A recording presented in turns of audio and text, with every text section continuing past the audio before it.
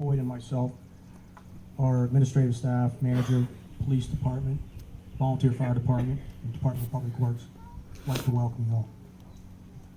When Sylvia asked me to do this, it was quite an honor. I've grown up in this community, in this township, attended school here and still reside, and it's an honor to serve.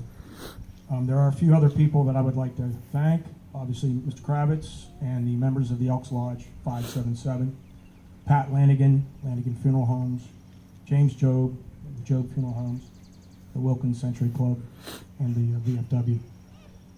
I'd like to also thank a few special people, Shirley and Alan Schwartz, and they did the flag placement, which I did not know until just this week, and I went there yesterday.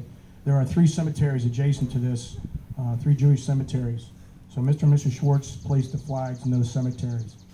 Grew here up my entire life and did not know they existed until this week. So I'm glad I did some research. As well as Ray Hunsberger and his wife and the other volunteers that placed all the flags here at Churchill Cemetery. There is also a historic cemetery that I found out about recently as well, the rec board, the Mates Linhart Cemetery. Dates back to 1775 and was recognized by the United States Bicentennial Committee in 1996 for 200 years, so predated the Declaration of Independence. So those are some pretty interesting things that pertain to our community that we should not forget. Some of the things I'll say will follow and echo what Mr. Kravitz said. Ladies and gentlemen, I'd like to thank you all for taking time out of your day to stand with us in recognition and honor of those who have paid the ultimate sacrifice in service to this nation. I would like to take just a moment and recognize all those among us who have served or are currently serving, as well as any here who have lost a loved one in service. We are humbled by your sacrifices, as we know they are great, and we commend the demonstrations of courage and strength that you have no doubt shown throughout the most difficult times. More than 1.1 million men and women have died in wartime throughout the span of our nation's history. This, of course, does not even begin to take into account those who were wounded or went missing. That number is closer to 2.8 million. These numbers should truly humble us, as they represent people, individuals who were brothers, husbands, mothers, sisters, and friends. These were people woven into the fabric communities across this nation. They were loved, they were mourned, and they were missed.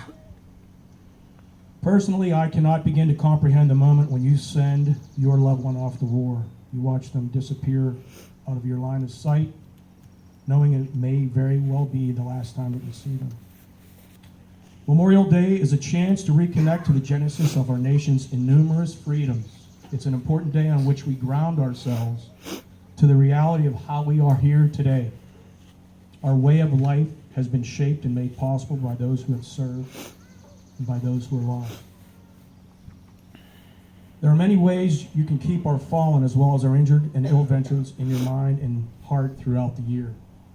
If you're so inclined, organizations like Disabled Veterans offers countless ways to give back to those who have endured the physical, psychological, and emotional wounds of war. It could be driving a veteran to a medical appointment, befriending a veteran who lives alone or in a nursing facility, or reaching out to the veteran who just left military service. Please reach out to find ways you can help to engage and be part of the effort to care for those who serve. Working together with friends, neighbors, veteran groups, entire communities, we can ensure that the sacrifices made by our nation's finest and bravest never go unappreciated, and that their memories are never forgotten. I thank you all for joining in today's tribute. I hope you keep our military men and women and the sacrifices that they made close to your heart today and throughout the rest of the year. Thank you, and God bless. Thank you, Mark.